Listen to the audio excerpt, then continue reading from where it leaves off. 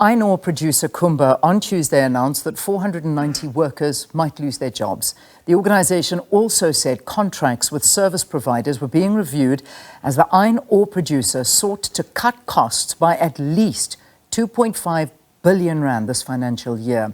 The decision was taken in December to slash capital expenditure by 1.8 billion until 2026. The situation is an outcome of the plunge in commodity prices. In December, the company ditched plans to increase production in the face of the logistical constraints due to Transnet's crisis. Now, if the company continues with its plan to retrench, it is feared that the looming layoffs will add to the existing unemployment crisis.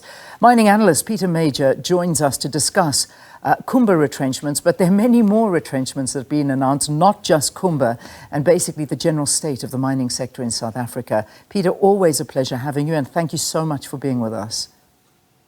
My pleasure, Leanne. Thank you very much. The state of the mining sector certainly it's a grim one. When you look at, you just need to look at the announcements that the mining companies are making in terms of retrenchments, 4,000 here, 4,000 there, 500 here. This is testimony to where we're at. Perhaps you want to just begin by giving us an outline of how that mining sector is looking at the moment. You use the word grim. I think that's very appropriate. It's not disastrous yet, but the outlook is grim. Our mining sector is really robust. We've been mining here officially since 1870. So that's 150 years of good, solid mining experience. And we have great deposits. We have good experienced companies, but they're not the companies we had 20, 30 years ago. That's got to be clear. And they are not operating in the environment that they've operated in. The last 20, 30 years, the environment around the mining companies has turned into a disaster. We know electricity shortages, way above inflation increases in the electricity price, transport difficulties unimaginable even 20 years ago. Unfortunately, we've got the same person driving the bus for 30 years now.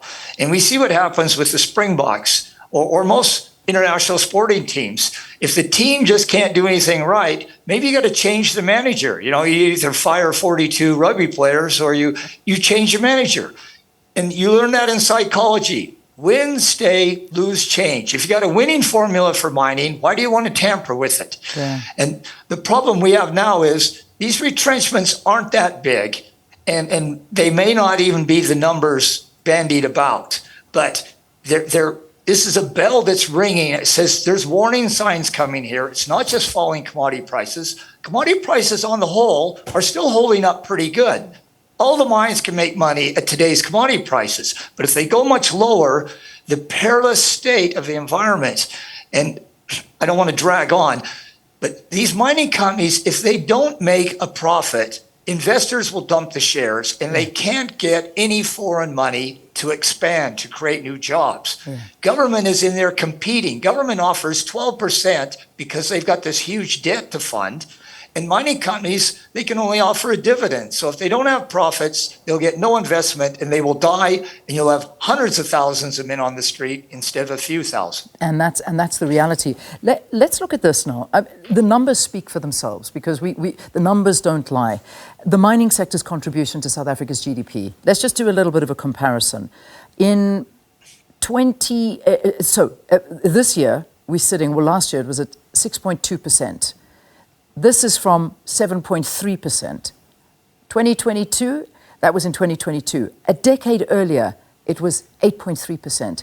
We've seen a steady decline every single year. It's not growing. It's not giving us what we are used to on the bottom line when it comes to the GDP. And I think we saw that in the budget. When that budget was announced, the finance minister stood there and basically admitted he's got a headache and he's trying to make do with what he's got.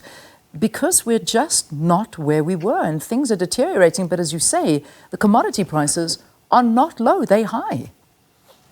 The commodity prices are doing their bit, without a doubt. We have lived through commodity prices much, much lower than today's terms. There was a time when the gold price did nothing for 40 years. From 1933 to 73, the gold price was stuck at $33 an ounce, $33.50 an ounce. Yet this gold industry doubled employment and they tripled production. And why? Because you had a government working with the people and the companies that said, what do we need to do to add jobs? What do we need to do to add to the mines, regardless of the gold price? And they worked together. And here's a gold price that did nothing. So in real terms, it was actually falling. And we tripled production and we doubled the number of men employed. If government was really concerned about workers, they would do all they could to create an environment so companies could hire more workers. Companies want to make money. You make more money by hiring more workers, not by retrenching workers. And if we just compare ourselves with Australia, we used to be a little bit larger than their mining industry in 1980. I don't even think we're 25%. Their coal sector alone is 4 times bigger than our whole mining industry. The Australian government wants to create jobs. It wants to help those companies hire more people. Our government needs to do the same. They need to say, what can we do to help you mining companies expand and create more jobs? Yeah. Let's look at the situation that they are playing against, these mining companies, because we could focus in on Kumba, as we're saying. I mean, the company ditched plans to in December to increase production in the face of Transnet's logistical constraints. That's just one of the reasons that they're giving. I mean, some commentators have referred to it as a result of government's failure, because Kumba said that it has been appealing to government to act and fix the situation. And when we talk about fix the situation, we're talking about the rail infrastructure. It is in a dire state right now. The electricity situation, the ports that are also adding to all of this. The infrastructure is basically falling apart. So a lot of these mining companies are dealing with so many different issues. One can understand why it is difficult to work in the sector. Perhaps you want to talk a little bit more about all of these stumbling blocks, but particularly Transnet. Wow, Transnet's a great place to start, Leanne. Iron ore is a bulk commodity business. You know, you're moving millions of tons of rock. Now, Australia, they have mines that are moving 10 times the iron ore every year that our whole country is moving. And they're moving it even further than we are. But the companies are responsible for moving that iron ore. They're responsible for digging it out of the ground, moving it, putting it on a ship. So why not do a deal here? Why doesn't the government say, our job might be moving people to work every day. Your job is to be moving iron ore and making as much money as you can so you can pay as much tax as possible and you can hire as many people. So if government would allow the mining companies to buy the railroad or to JV it, 50-50 JV it, let the mining companies that are proven all over the world how good they can run railroads to get their product out. I don't know why government wants to carry all these massive loads on their back. They have so much other things to worry about helping the average person. The companies could do this easy. They could run those railroads. We'd be growing production year after year instead of cutting back production. Kumba's sitting on 9 million tons. So they can't move. And even if they got it on the railroad, they probably couldn't get it through the port. I mean, Transnet is the biggest problem. It really is. And it's one big thing. We saw in the budget that the finance minister did not actually give any money to Transnet. And this is, as the finance minister said, it's an issue of tough love. But it's bigger than tough love, isn't it? I mean, this is impacting jobs in the country. It's the workforces. We're hearing so many. I mean, Anglo Platinum on Monday issued a Section 189 notice that's saying it's going to retrench 3,712 full-time employees. I mean, that's just another notice that came in on top of a previous one is stating 4,000 people. So if we look at Transnet, and I know that there was a quote, I think the finance minister was talking yesterday saying that Transnet is the next Eskom.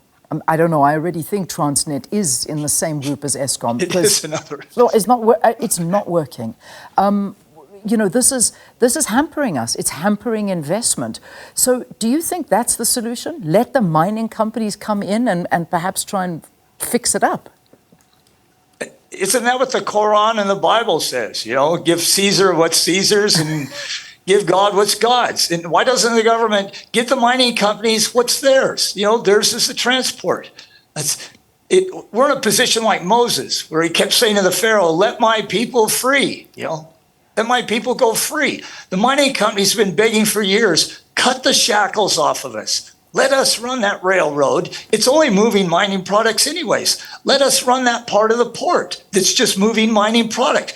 We will run it. If you don't like the way we run it, you can take the concession away from us and give it to another mining company. But let us do what we're great at.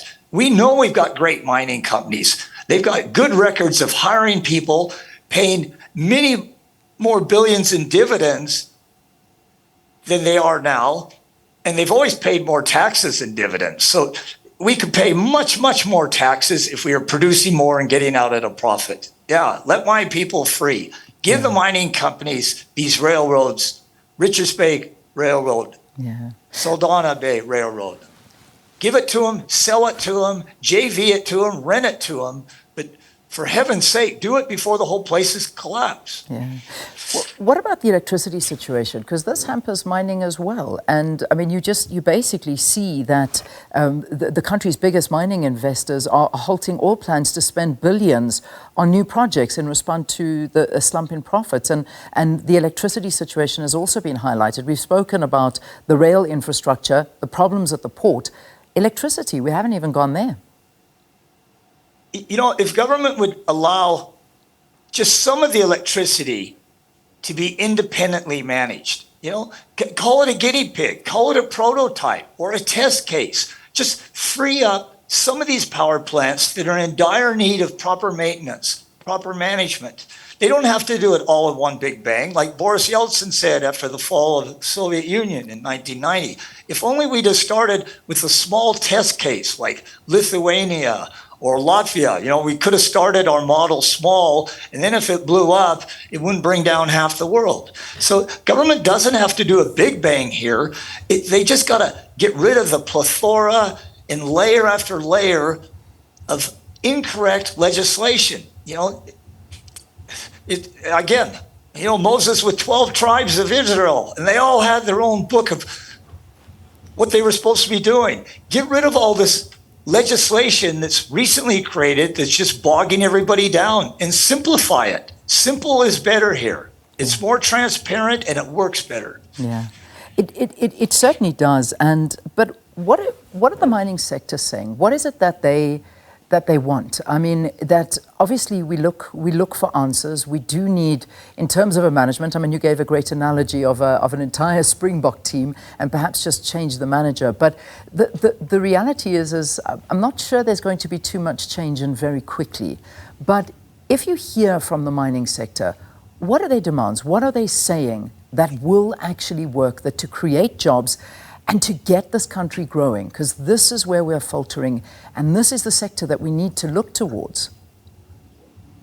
I like it when you said, what are their demands? I have never heard a mining company demand anything. I often hear workers demanding this, demanding that. I often hear unions and government and definitely construction mafias demanding this. I've never heard a mining company demand anything. I've heard a lot of proposals come from mining companies, a lot of suggestions, and a lot of requests and cries for help. I hear those kind of things come from mining companies, never demands. So they request, could we take over this section of infrastructure that's not working? We can see you're very stretched, government. We can see you don't have money for it. Can we take it over? Can we buy it from you? When Maria Ramos was closing a third of our railways in the early millennium, I know companies that were knocking on the door saying, can we buy this from you?